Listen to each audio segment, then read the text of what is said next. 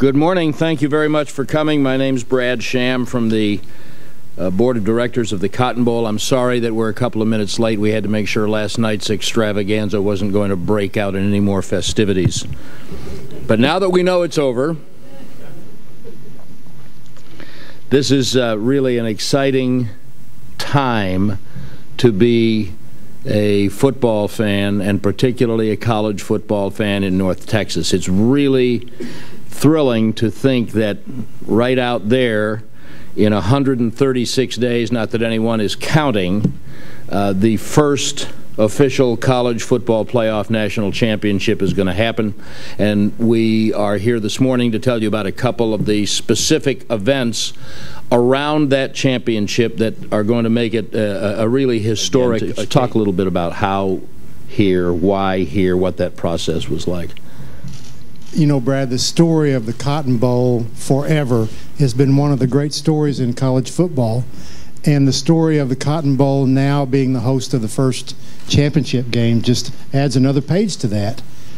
We could not have picked a better place. There could not be a better place for this first championship game. We're proud of this trophy, and we're proud of the public acceptance of it. We took our logo to a design company and said, we want a trophy, and all we have is this logo. And can you work with this and turn it into a trophy? And they've done it. And this will be an iconic piece of art for college football for many years to come.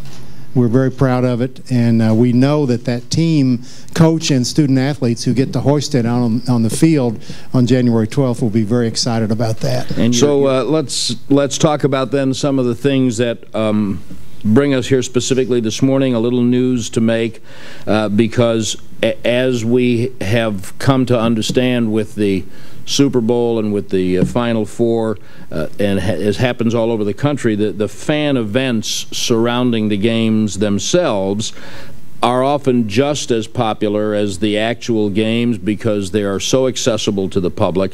They're affordable for all families, and people who otherwise might not have a chance to put their hands on the event get an opportunity to do that. And the College Football Playoff National Championship is going to have several such fan events. So let's start with the first one, which will be Playoff Fan Central.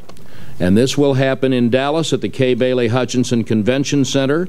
It'll open on the 9th of January and run through the 11th, the day before the game. And there will be tickets going on sale this fall. More information will be available just as the next few weeks unfold. But, Bill, what's going to differentiate Playoff Fan Central from some of the other fan fests? It's bigger. There's more square footage. We'll have a full-size football field inside the convention center.